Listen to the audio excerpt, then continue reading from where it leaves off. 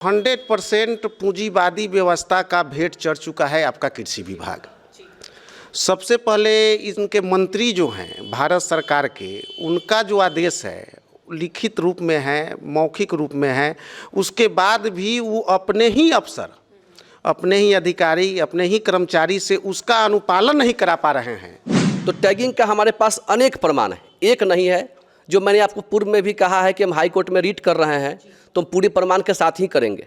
ऐसा नहीं है कि हाई कोर्ट बिना प्रमाण के रीट ले लेता है। हम तमाम प्रमाण दाखिल करेंगे कि टैगिंग हो रहा है और इसके लिए हम लिखित रूप से भी सरकार को दे चुके हैं। पटना के पदाधिकारी आए थे इंक्वायरी में और बांध पर मेरे सामने रोक के एक मोटरसाइकिल वाले से पूछे कि कितने में यूरिया लियो, कहा कि 350 में।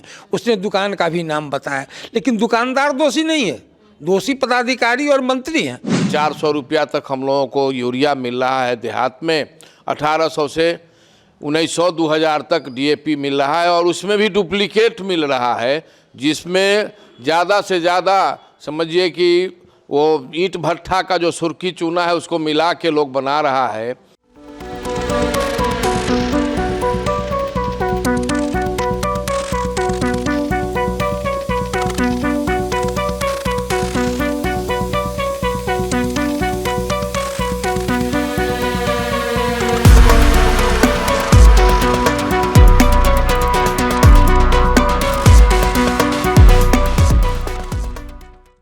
नमस्कार, आप देखना शुरू कर चुके हैं फर्स्ट लुक बिहार और मैं हूं निशा श्री। किसानों के खाद खरीदारी, उसकी महंगाई और इन सारे मुद्दों को लेकर जो हम आपके सामने खबर लाते रहते हैं, इसी मुद्दे पर आज हम डिबेट लेकर आए हैं आपके सामने।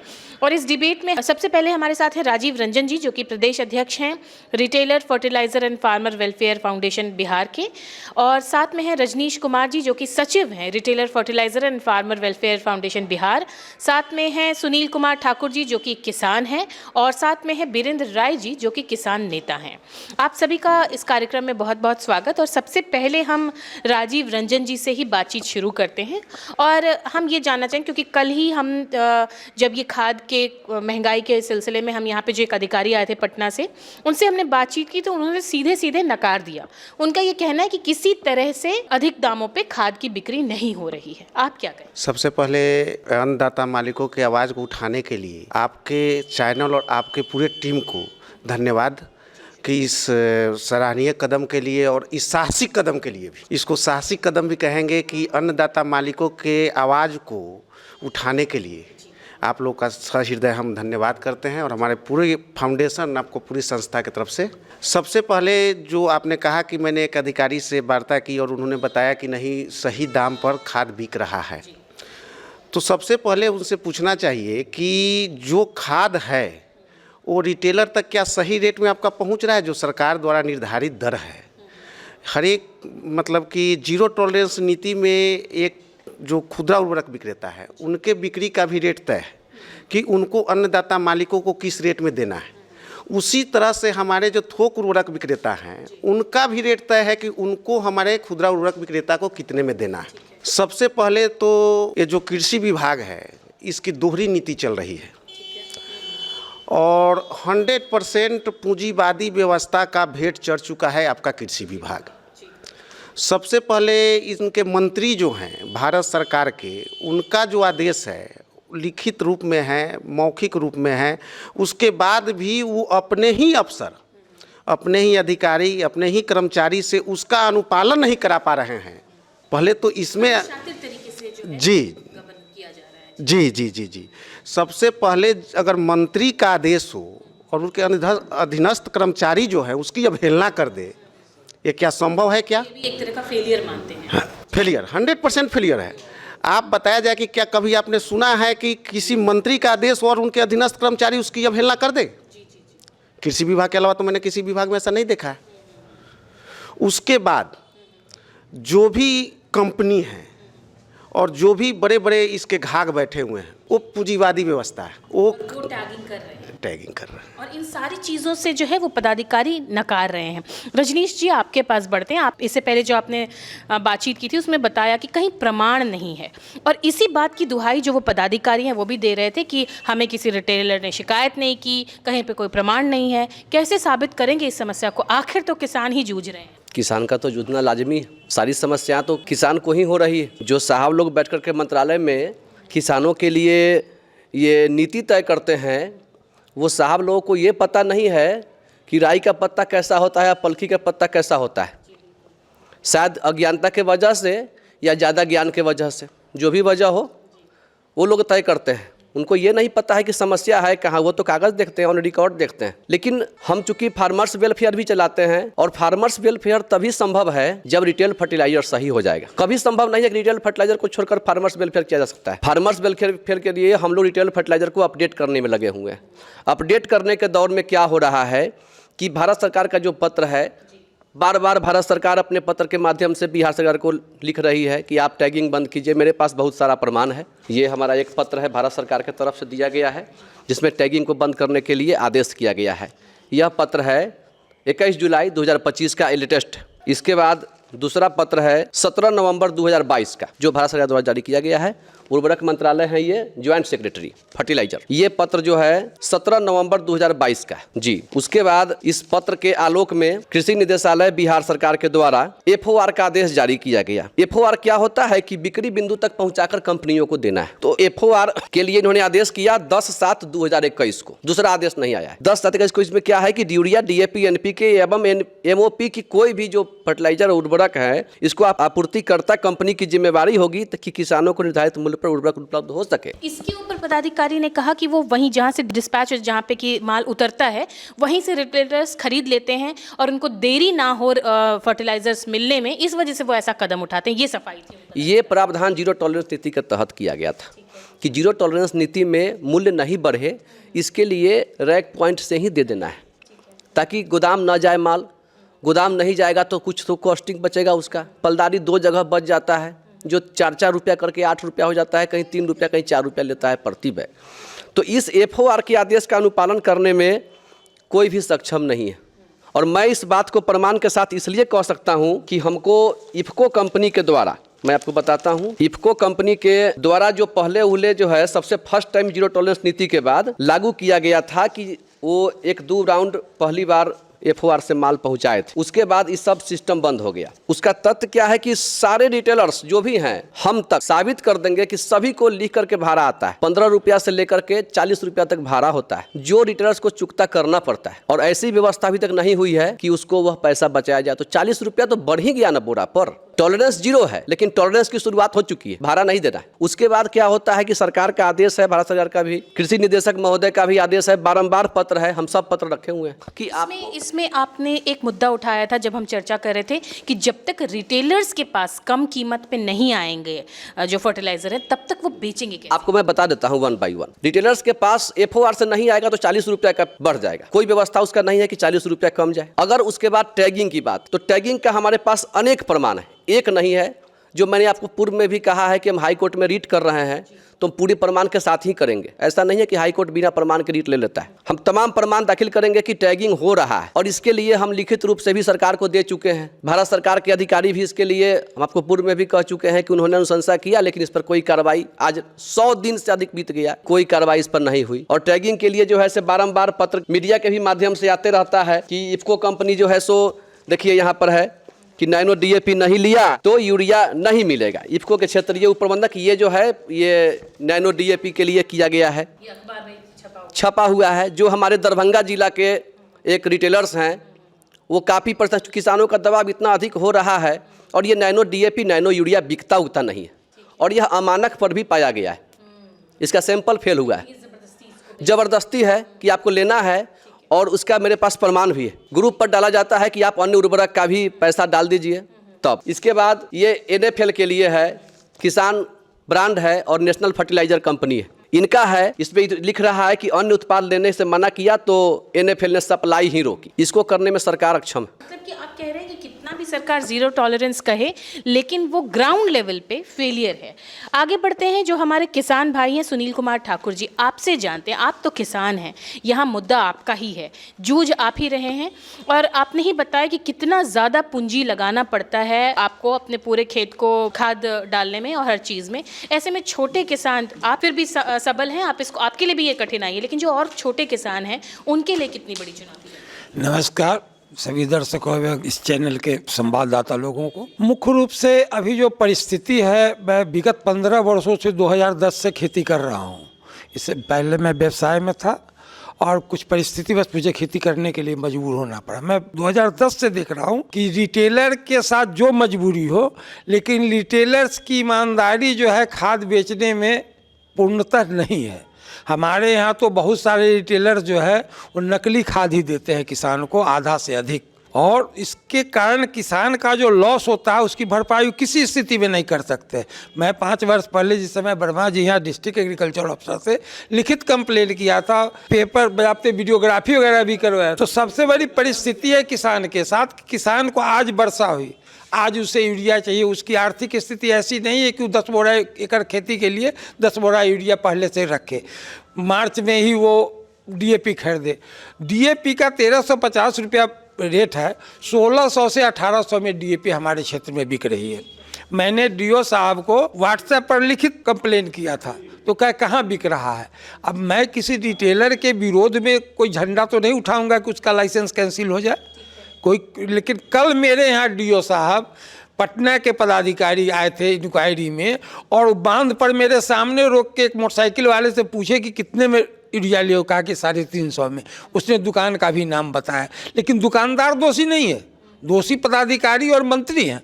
क्योंकि कंपनी वाले से भी मेरी, जैसे सर ने कहा इफ़को के रीजनल मैनेजर से मेरी बात हुई, कहा कि हम आपको पदाधिकारी कहते हैं कि आप अलॉटमेंट हमारे इच्छा के अनुसार कीजिए, आप अपने मन से किसी बड़ी बात कह रहे हैं। आपकी पदाधिकारी कहते हैं कंपनियों को कि हाँ, पदाधिकारी कहते हैं कंपनी को कि आप मेरे इच्छा के अनुसार किसी रिटेलर्स को अलॉटमेंट कीजिए। आप अपने मन से अगर करते हैं तो हम कैंसिल कर देंगे अलॉटमेंट को, क्योंकि वो मेरे कारण आता है। और उसके बाद उसको बार्गेन करते, वो पदाधिकारी के माध्यम से पैसा वसूलवाते हैं, कंपनी के माध्यम से पैसा वसूलवाते हैं रिटेलर से। रिटेलर मजबूर है क्योंकि उसका लाइसेंस कैंसिल हो जाएगा अगर वो अपनी आवाज़ उठाएगा तो, और वो लोग आवाज़ उठा रहा है अब धीरे धीरे। कल जब हमने पदाधिकारी से बात की तो उन्होंने कहा कि किसी रिटेलर ने शिकायत ही नहीं की। तो आपकी जब आप ये मुद्दा उठा रहे हैं तो ये बात स्पष्ट होता है कि वो शिकायत कैसे करेगा। रिटेलर का लाइसेंस कैंसिल हो जाएगा। रिटेलर्स को कल उन्होंने कहा, मेरे सामने बात हुई कि हमसे वो पूछे, डिस्ट्रिक्ट एग्रीकल्चर ऑफिसर थे, पटना के पदाधिकारी थे, आपको यूरिया कितना में मिला। मैं सच उनसे कहा कि मुझे 300 रुपया में इसलिए मिला कि मेरा व्यक्तिगत प्रभाव है दुकान पर, इसलिए मुझे लेकिन साइकिल से किसान जा रहा तो 350 में ले रहा था, 400 में लेता है किसान मजबूर। आज वो कहे कि हम मोटा वाला यूरिया लेंगे पारस का, तो उसको कहेगा 400 रुपया दीजिए। 350 में इफ़को का यूरिया बिक रहा है और किसान यूरिया बिक रहा है, अगर पारस का यूरिया मांगेगा तो 400 रुपया में बिक रहा है। तो हम तो परिस्थिति देखते हैं, और इसके लिए दोषी मूल रूप से जो है नेता हैं, पदाधिकारी हैं, और किसान मजबूर है। किसान यदि पंजाब की तरह, हरियाणा की तरह यहाँ यूनाइट हो जाए, सबसे बड़ी यूनाइट हो जाए, तो ऐसी परिस्थिति में न तो पदाधिकारी अपने ऑफिस में कार्यालय में बैठ पाएंगे और न नेताजी गांव में घूम पाएंगे। धन्यवाद। ठीक है, बीरेंद्र राय जी किसान नेता हैं, आपके पास आते हैं। और एक जो बात हुई कि जब भी हम किसान, जो हम आम जन हैं, जो हम खेती बाड़ी से नहीं जुड़े हुए लोग हैं, वो लोग जब भी किसान के बारे में सोचते तो पंजाब और हरियाणा ध्यान में आता है, बिहार तो ध्यान में भी नहीं आता है।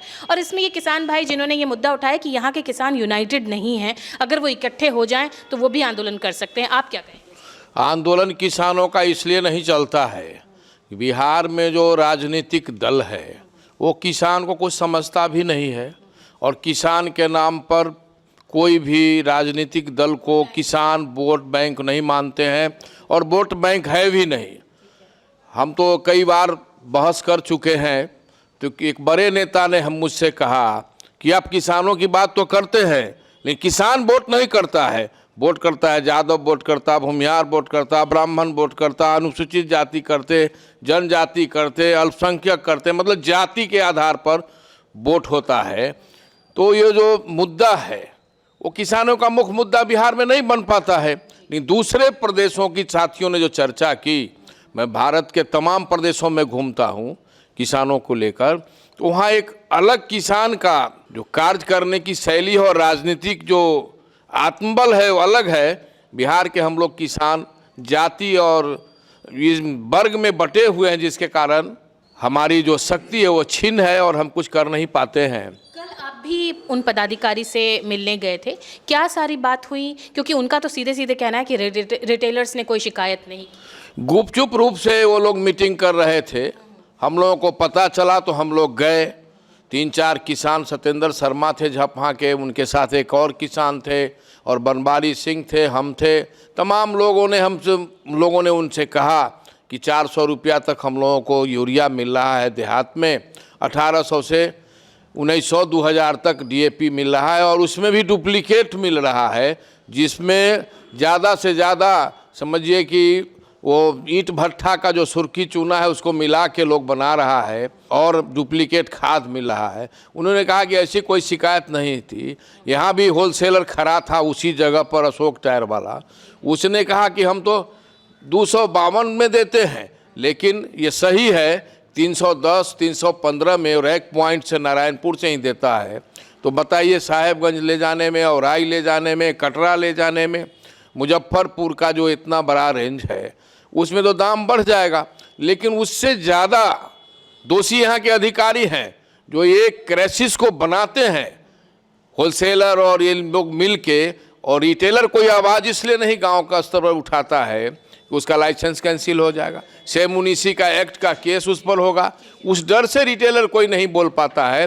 कल रिटेलर ने रखा था इस सवाल, हम लोगों ने भी सवाल रखा था, जो पटना के अधिकारी आए थे विभूति जी, और उन्होंने इस चीज़ को इग्नोर किया। और हम लोगों से कहा कि इन लोगों का नाम वगैरह लिख लीजिए और बाद में इनसे हम लोग पूछेंगे। ये बनावटी जो क्राइसिस है, और मुख्य रूप से यहाँ का जो होलसेलर है, यहाँ का अधिकारी है, खास करके 4 जिला का, सीतामढ़ी, शिवहर, मुजफ्फरपुर, वैशाली और चंपारण, ईस्ट वेस्ट चंपारण, ये तमाम जो खाद है वो चला जाता है नेपाल। बड़े पैमाने पर हो रहा है और सरकार को बहुत दिनों से हम लोग ये चीज कर रहे हैं। एक दूसरा है ये जो बफर गोदाम, 11 कंपनी का खाद नारायणपुर में उतरता है, इनका कहीं कोई गोदाम नहीं है और ये लोग उतार के रातों रात बेच देते हैं, ट्रकों से भेज देते हैं रक्सौल, और सारे अधिकारी मिलके इसका जो नेपाल टपाने का काम करते हैं। और एक बोरा यूरिया का वहाँ 1000 रुपया दाम है। पहला है जो IPL है, PPL है, इंडोरामा है, इफ्को है, क्रिबको है, HURL है और मिट्रिक्स है, सरदार फर्टिलाइजर है, नागार्जुना है, क्रोमनल है, यारा है और चंपत तो एक है। बहुत सारे 11 कंपनी है जिसका कोई फर्टिलाइजर का गोदाम नहीं है, उतारते हैं और सीधे नेपाल भेजते हैं होलसेलर को मिला के। इसलिए यहाँ बनावटी क्राइसिस है और किसानों से ज़्यादा पैसा वसूला जाता है। जिस सारे अधिकारी पटना से लेकर यहाँ तक संलिप्त है, और जो अधिकारी जांचने आए थे वो तो खुद भ्रष्टाचार में पिछले साल जेल गए थे। नीश कुमार जी आपके पास आते हैं, और अभी एक बात हुई कि रिटेलर्स भी कहीं, जैसे किसान भाई ने कहा कि रिटेलर्स की भी कहीं कहीं गड़बड़ी है, और जो वीरेंद्र राय जी उन्होंने सीधे सीधे कहा कि पदाधिकारियों की संलिप्तता है, लेकिन फिर इससे निपटा कैसे? नकली खाद बीज की बात जहाँ तक हमारे किसान भाई ने कहा, इसके लिए हम कहीं न कहीं दोषी अपने किसान भाइयों को भी मानते हैं कि वो सबसे पहले तो आधार कार्ड लेकर के जाएं, और आधार कार्ड से सरकार ने आदेश किया है कि बिक्री करना है, POS सत्यापन के बाद ही कोई भी खाद बिकता है। तो POS सत्यापन नकली माल का कभी नहीं हो सकता है। आप जब बिना आधार के चलते हैं तो आपका लाभ उठाता है कोई दुकानदार। तो आप पहले तो POS से माल का खरीद करें। 1 नंबर बिल से ही 1 नंबर माल करता है, 2 नंबर बिल कभी भी मशीन पर नहीं चढ़ता है। तो आप उसके लिए आमंत्रित भी करते हैं उसको, जो उसका लाभ उठाता है, जो अपराधी तत्व के लोग हैं सो। दूसरी बात कि हमारे जिला कृषि पदाधिकारी महोदय इसके लिए थोड़ा सा संज्ञान में लें इस बात को, और अपने भी जो उनके नियरेस्ट लोग हैं, जैसे किसान सलाहकार तक जो स्थानीय चौकीदार की तरह होता है, उससे पता करते रहें कि कहाँ कहाँ इस तरह के कारोबार हो रहा है। इसलिए कि हम भी जहाँ तक जानते हैं कि उर्वरक में यूरिया के अलावा सब में उपाय है। अगर कोई मन बना ले कि हमको जेल जाना है हमको, तो वह पैसा बहुत कमा सकता है। DAP में उपाय है, पोटास में उपाय है, जिंक में उपाय है, जाइम में उपाय है, कैल्शियम में उपाय है, तमाम उपाय है। किसान इससे त्रस्त है, इस चीज़ को मैं समर्थन करता हूं, और इसके लिए अधिकारी को दोषी देता हूं कि यह कारोबार क्यों फल फूल रहा है। ठीक है। दूसरी बात हम कहेंगे कि जहां तक मूल्य की बात है, तो मूल्य के लिए भारत सरकार से भी मेरा आग्रह होगा कि थोड़ा ध्यान दे। 1985 में उर्वरक नियंत्रण आदेश बना था, 1985 में। 1985 के बाद आज तक उसका कोई रिवाइज नहीं हुआ रेट। आप समझ सकते हैं, मैं आपके माध्यम से बताना चाहता हूं किसान भाइयों को कि 252 रुपया हम मूल बिल्कुल एक्यूरेट कीमत पर बेचेंगे, तो 252 में खरीदेंगे। 252 के बाद हर कोई जानता है, विदित है कि पलदारी लगता है। 8 रुपया 2 जगह का पलदारी है, उतराई चढ़ाई, तो 52 रुपया और 8 रुपया 60 रुपया हो जाता है। 60 रुपया हो जाता है। 60 रुपया के बाद आप समझिए कि 6 रुपया मतलब कितना परसेंट। इसमें हम दुकान में मेरा मजदूरी होगा, कि हमारे दुकान का किराया होगा, कि हमारे दुकान का मेंटेनेंस होगा, हम GST रिटर्न कहाँ से फाइल करेंगे, हम इनकम टैक्स कहाँ से फाइल करेंगे। इवन इंटरनेट चलाने की बात, इंटरनेट चला हमको परमानेंट, अब जो स्थिति है नेटवर्क इशू होता है तो हमको वाईफाई लगा रखना पड़ता है, POS में रोल लगता है, रजिस्टर मेंटेन करना पड़ता है, तमाम स्टाफ रखना पड़ता है, GST इनकम टैक्स वगैरह सब जो भी लायबिलिटी है, या 6 रुपया में कैसे होगा। प्रमाणित बात तो यही है कि हम 266 रुपया में बेचते हैं, 50 पैसा छोड़कर बेचते हैं, लेकिन इससे किसान का जीवन नहीं चलेगा। प्रमाण से किसान का जीवन सस्ता से चलेगा, जब उसको सही रेट से मिलेगा, किसान उचित कीमत पर खरीदेगा। 1333 रुपया DAP का मूल्य और 1350 में बेच देना है। 17 रुपया में आप हमको बताइए कि हम किस बैंक का ब्याज, कोई भी बैंक 10.5% से कम पर लोन नहीं देती, तो कैसे 1350 रुपये में बिक्री होगा। तो सरकार से मेरा निवेदन है, आग्रह है कि कम से कम 1985 के बाद एक बार रिवाइज तो करे रेट। अगर रेट रिवाइज नहीं होगा तो किसी स्थिति में संभव नहीं है, चाहे कोई कितना भी माता फोड़ ले पटक ले, नहीं हो सकता है। आज छठा वेतन आयोग, 7वां वेतन आयोग, 8वां वेतन आयोग, जिसका तलब 1985 में 10 रुपया था माह का, उसका 1 लाख रुपया माह, इसमें कोई शक नहीं है। लेकिन किसान को भला चाहने वाले किसान के हितैषी सरकार, उनको पता नहीं है कि 85 के बाद रेट रिवाइज नहीं हुआ। राजीव रंजन जी आपके पास आते हैं, आपने सारी समस्याएं सुनी, आपने भी काफ़ी सारी समस्याएं बताई, इन सब का समाधान कैसे होगा? सरकार और पदाधिकारी पूरे सिस्टम पे जो है इसका आरोप तो लग रहा है, कैसे समाधान देखा जाए मैडम, इसका समस्या का समाधान अगर सरकार चाह दे तो बहुत ही तनिक, मतलब कि इसमें ज़्यादा कुछ बदलाव करने की ज़रूरत नहीं है और बहुत जल्द इसका समाधान हो सकता है।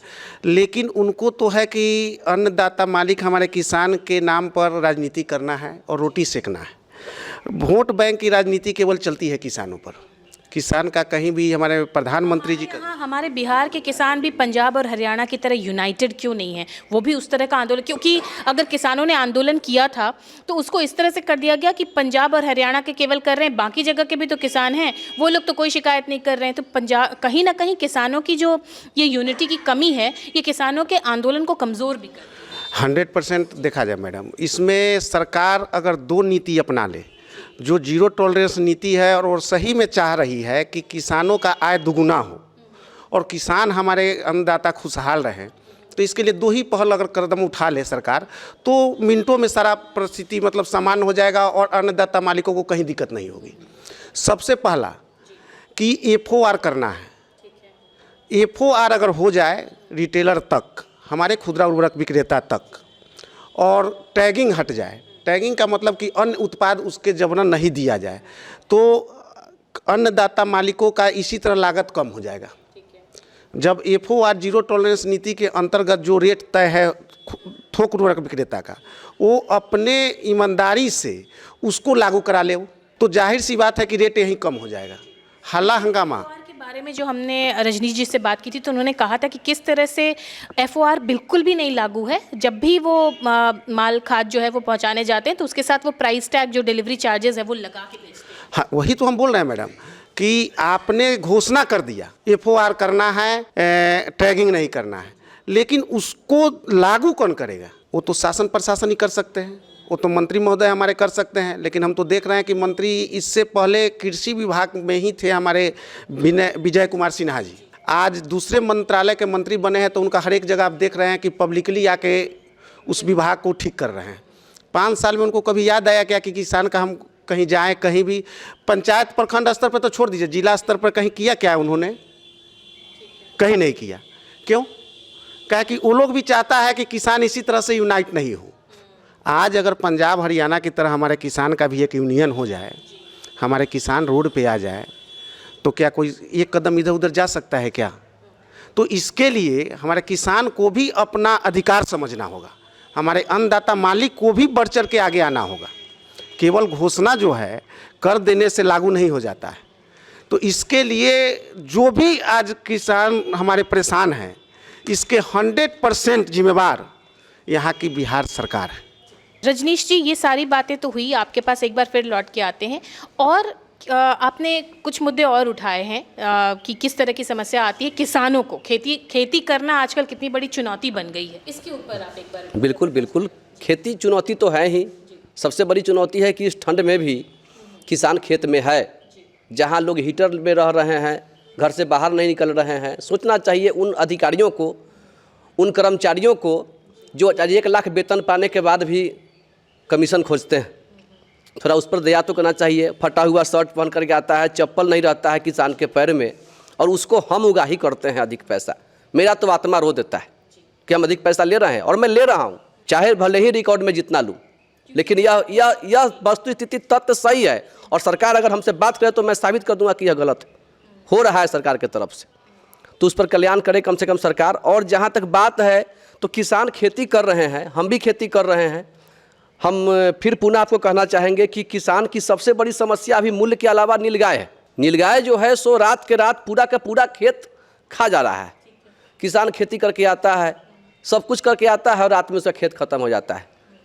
बारंबार सरकार जो है सो एक आध बार आदेश भी की है कि मुखिया जी लोग मारें उसको, लेकिन वो दूसरे को मारने का अनुमति उसको है नहीं, और वह जो है सो सामान्य तौर पर खेती को समाप्त कर दे रहा है। दूसरे राज्यों में नीलगाय की रक्षा के लिए, जैसे यूपी में, हरियाणा में, मूल रूप से सरकार जो है फ्री मार्केटिंग करा रही है। हमारे यहाँ मार्केटिंग की अभी चर्चा ही नहीं है। सरकार का जो अनुदान है वह कहने के लिए अनुदान है। जैसे परसों मैंने, मेरे लड़के ने खरीदा पावर वीडर, देता है 40%, बट मैक्सिमम 22,000।